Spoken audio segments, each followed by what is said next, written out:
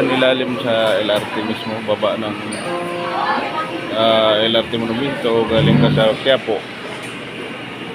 Kanan, pagbaba mo, ilalim. Ayan, parang walang tao, pero kumikita itong mga tao dito.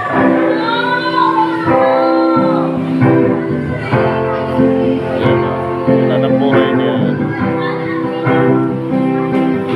Magaling.